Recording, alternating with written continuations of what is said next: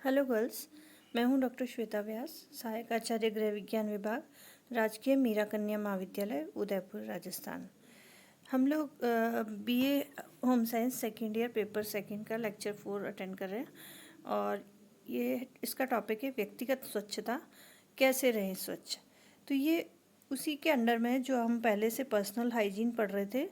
तो personal hygiene में आपने पढ़ा पहले क्या होता है पर्सनल हाइजीन और कैसे रखा जा सकता है, फिर हैंड वॉश, और अब हम इसको देख रहे हैं कि हेल्थ को कैसे बेनिफिट करता है और क्या क्या चीज़ें हैं जो हेल्थ के लिए इम्पॉर्टेंट है, क्योंकि अल्टीमेटली हमारा गोल जो है, हमारा लक्ष्य जो है वो स्वास्थ्य है। तो उसके लिए क्या क्या चीज़ों की ज़रूरत होती है। देखो, पहली चीज़ है सुरक्षित पानी, यानी कि पानी साफ़ होना चाहिए, पीने लायक होना चाहिए, उसमें किसी तरह की प्रदूषण नहीं होना चाहिए। दूसरा है बेहतर साफ़ सफाई, अच्छी साफ़ सफाई हो जिससे कि कीटाणु ना फैलें और किसी प्रकार का संक्रमण ना होने पाए। फिर है ये व्यक्तिगत स्वच्छता जो हम अभी तक पढ़ रहे थे और इसका एंडिंग हम इस स्लाइड में करेंगे। तो व्यक्तिगत स्वच्छता में आते हैं, आप जैसा देख रहे हैं, हाथ धोने का, अपने आप की स्किन को साफ़ रखना, अपने दांतों को साफ़ रखना और अपने कपड़े साफ़ रखना, साफ़ कपड़े पहनना वगैरह, ये सब चीज़ें इसके अंदर आती हैं।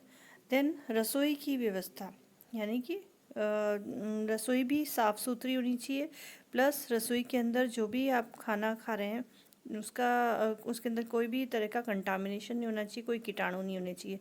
इसके बारे में हम आगे पढ़ेंगे। फिर है कपड़े की उचित व्यवस्था, यानी कि कचरे की उचित व्यवस्था, यानी कि जो भी आप के घर में कचरा प्रोड्यूस होता है या फिर आप जहाँ काम करते हैं वहाँ भी कुछ कचरा होता है, तो उसका निपटारा अच्छी तरह से किया जाए। अब जैसा कि हम जान रहे हैं कि और भी ज़्यादा जागरूकता फैल रही है, तो हरा कचरा और सूखा कचरा अलग अलग किए जाते हैं। जैसे प्लास्टिक कचरा है उसको अलग तरीके से निपटाया जाता है, और जो आपका हरा यानी कि पत्तेदार सब्जियों का कचरा या जो भी जिनका कि आगे बायोलॉजिकल तरीके से निपटारा हो सकता है, वो चीज़ों का अलग तरीके से व्यवस्था की जाती है। तो इसके बारे में भी हम बाद में पढ़ेंगे।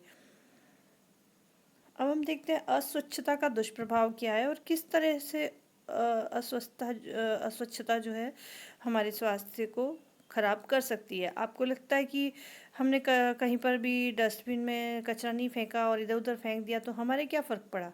नहीं, ऐसा है नहीं। देखिए, जैसे एक एग्जांपल इसमें दे रखा है चार्ट के अंदर जो है, या डायग्राम है इसमें।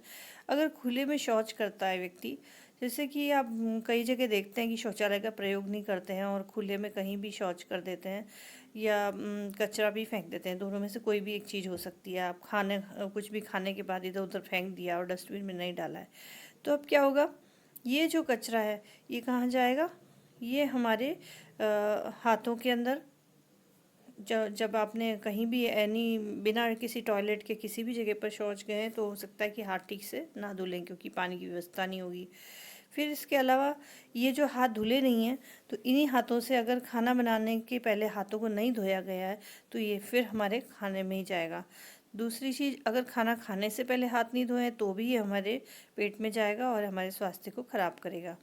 फिर अगर खुले में शौच किया है तो उसका निपटारा नहीं हो सकेगा और इसलिए फिर वहाँ पर मक्खियाँ आती हैं और मक्खियाँ जो खाने पर बैठेगी तो फिर वही खाने में जाएगी। फिर इसी तरह से जो भी खुले में शौच करते हैं वहीं पर ही ज़मीन के अंदर वो सब चला जाता है, जो भी गंदगी है, जो टॉक्सिन्स हैं, और वो जा कर के और हमारे जो खाने की चीज़ें हैं, जो कि सब्जियां या अनाज वगैरह है, उसके अंदर जाता है। फिर उसके बाद वहाँ से फिर वापस हमारे भोजन में, इसी तरह से पानी में, और ये अल्टीमेटली हमारे स्वास्थ्य को ख़राब करता है। आप इस डायग्राम में देख सकते हैं क्या सही है क्या गलत है, किस तरह से हमें डंडी वाले लोटे से पानी लेना चाहिए, ना कि अंदर हाथ डालना चाहिए, कचरे को डस्टबिन में डालना चाहिए, ना कि किसी भी गड्ढे में डाल देना चाहिए, खुले में शौच नहीं जाना चाहिए आदि। आप ये डायग्राम से देख सकते हैं। फिर अब आप ये देख सकते हैं कि ये चीज़ें हैं, 8-9 पॉइंट्स हैं जिनकी वजह से हम अपने स्वास्थ्य को बेहतर बना सकते हैं। जैसे आप पढ़ सकते हैं, उचित मानव मल का प्रबंधन है, शौचालय का प्रयोग है, शौचालय का उपयोग और खाना बनाने और खाने से पहले साबुन से हाथ धोएं, व्यक्तिगत साफ सफाई का ध्यान रखें, घर के बाहर ठोस व तरल अपशिष्टों का प्रबंधन किया जाए, यानी कि कचरे को सही जगह पर डाला जाए, पीने के पानी का उचित भंडारण और शुद्धिकरण किया जाए, तभी हमें स्वच्छ पानी मिलेगा। खाने की वस्तुओं को ढककर रखें और बिना ढके भोजन को न खाएं। अपने घर की साफ़ सफाई का ध्यान रखें। हमेशा घर साफ़ रहना चाहिए, चीज़ें पोंछी जानी चाहिए, जाले ना होने चाहिए और ये सारी चीज़ें। और जहाँ भी हम खाना बनाते हैं, खाते हैं, वो जगह पहले साफ़ की जाए।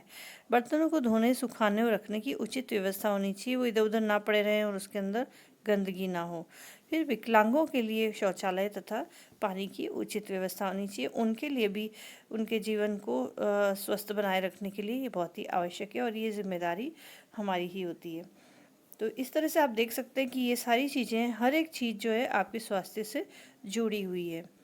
फिर देखते हैं पीने के पानी को सुरक्षित रखने के तरीके, क्योंकि हमने साफ़ सफाई की बहुत सी बातें की, लेकिन पीने के पानी को सुरक्षित रखने का कोई तरीका हमने नहीं देखा था।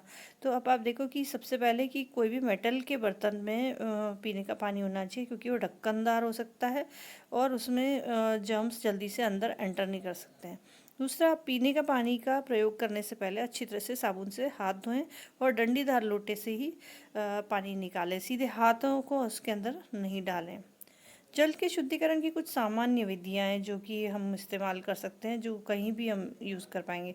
जैसे कि उबालना सबसे पुरानी विधि है, पानी को सुरक्षित करने के लिए उबालते हैं। पानी का फ़िल्टर, ये आजकल होने लग गया है कि हमारे पास घर घर में फ़िल्टर होने लगे, जिससे पोर्सलिन की वजह से या और भी कई सारे मेथड्स हैं जिनसे पानी को शुद्ध किया जा सकता है और उससे साफ़ पानी मिलता है। फिर धूप में रखने से पानी, वही बात है जैसे उबाला जाता है वैसे ही 6 घंटे के लिए अगर कांच की बोतल में, प्लास्टिक की नहीं, कांच की बोतल में पानी को धूप में रखेंगे तो उससे सारे जो वायरस बैक्टीरिया है वो नष्ट हो जाएंगे। और ये आसान तरीका है, ये कोई भी कर सकता है, इसमें पैसा भी नहीं लगता।